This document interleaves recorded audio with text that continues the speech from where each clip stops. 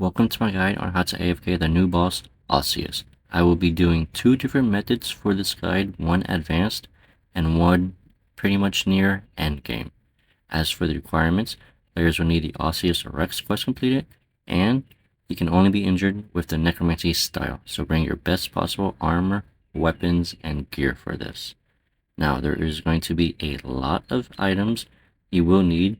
This is to make the kill a lot easier, and that would have to be the Holy Scarab, which does require 80 summoning, reduces your prayer drain by 50%, and it does last for 64 minutes.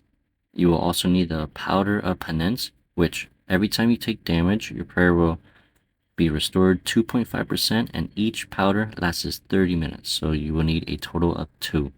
As for the next one, you have two choices for the amulet slot, and that will be either the Salve Amulet E, which has increased damage and accuracy by 20% against the boss, or you are able to use the Necklace of Salamancy. However, this has very, very high requirements. In fact, you'll need to complete the Extinction quest, and you'll need to do the Dream of Aya.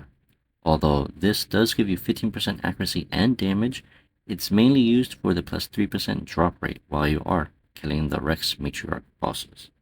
As for the aura, we will be using the Equilibrium aura, which does last for 2 hours, and it gives you 12% ability damage while you are using it. Lastly, the Holy Wrench, which you'll be able to get from the Rum Deal quest, and it restores your prayer by plus 5%, and it also does work from your inventory. The Zargov's Soul Ring, which is unlocked from Requiem for a Dragon quest, has a 5% chance of getting a Redemptual Soul, in which case you're able to volley of souls a little bit quicker, and this ring is mandatory. For the inventory, you need Overloads, Potion Reservoir, Magic Potion, Holy Scarab, 2 Penance Powders, Bone Runes, Ectoplasm, Spring Cleaner, and the Holy Wrench. As for the Archaeology Relics, it will help to have the Persistent Rage and Fury of the Small. I am rocking Death Note, but that is because I'm currently working on the loot video from Osseous, in which case you are able to use Berserker's Fury or Death Warden to take reduce and deal more damage towards the boss. On how to get to Osseous, you want to make your way to the Warrior's Retreat, and you have two options. One, you can tune a boss portal to the Rex Matriarch, granted you need to have 1 kill at the boss, or go through the Fateful Portal. This Fateful Portal may change if there's another recent boss. Once you go through the portal, you'll be right in front of the boss entrance, in which case you want to right click and click Instance. Afterwards, just hit Start, and right now, they will be updating this, but instead of appearing here at the door where you have to change your camera angle every single time, you should appear here, and I believe this will be on Monday. And also, when you click on this transportation device, you'll have an option to be inside the boss fight instead of right here, where you always have to spam click through the routes quickly as soon as possible so that you're able to correctly set up the AFK boss part, because you have to be in a certain tile before the boss is fully spawned. The correct tile will have to be where you see I'm standing on the giant bone pile. You want to be 2 tiles to the east of it. As for the boss, they are level 888 with 350,000 health, and the Undead perk ability Sigil do all work for increased damage while you are fighting the boss. To begin with, the low level setup for gear and perks would have to be full Death Dealer armor with the exception of Death Warden gloves. And if you want, you are able to bonfire before. And for this, you want to have the Salve Amulet E over the Necklace of Salamancy. As for my main hand, this is actually wrong, as this does work with a tier 90 main hand. But you do need the tier 95 offhand, simply because the Volley of Souls will have 5 stacks instead of 3. For the perks, you will need to have Invigorate 4 and Impatient 4.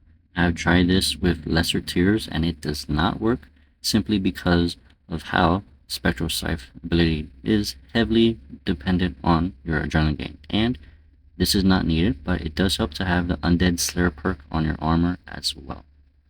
For the action bar, it will be on screen now, and there is two things to note. One, the resonance ability will be heavily dependent on the amount of bone wounds you do have. So if you are an iron account, make sure to have a lot of these beforehand. And secondly, the Death Skulls ability requiring only 60% adrenaline thanks to the Zuck cape. This does not work without the Zuck cape. The drop table is pretty much the same as the other three Rex Matriarchs, which includes like raw cash, watermelon seeds, the Arbok seeds, and a good amount of high alcohol items for raw GP, although these drop very, very horrible white berry seeds. Although the super necromancy potions is a little bit added bonus. For the special drop, it would have to be the occultist ring, jail cell key, and of course the heart, along with dropping all 4 pieces of the Lunakia spear with the Heart of the Berserker drop.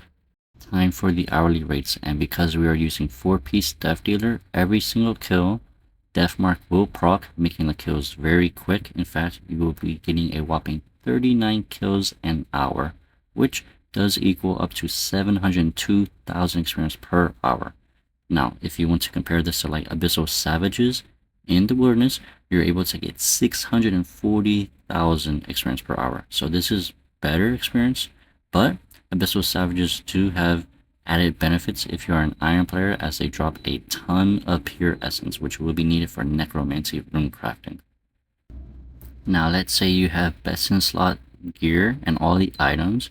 You want to be rocking full tier 95 necromancy armor with the necklace of Salamancy. As for the perks, it will help to have Invigorate 4, Impatient 4, Crackling 4, and Undead Slayer.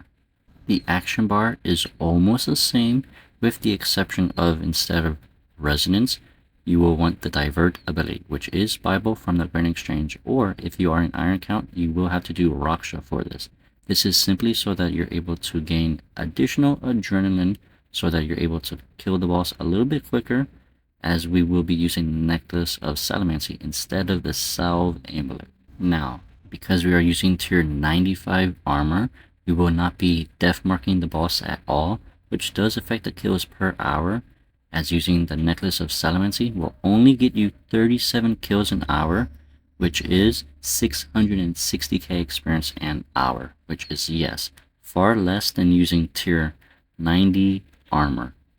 If you are using the Salve Amulet E, because it does not work while you are conjuring your summons, they will not get the added bonus, in which case this will drop your kills per hour to 31, bringing your XP rate per hour to 558,000 experience, which I have found a little bit odd that tier 90 armor is in fact better than tier 95 for kills per hour.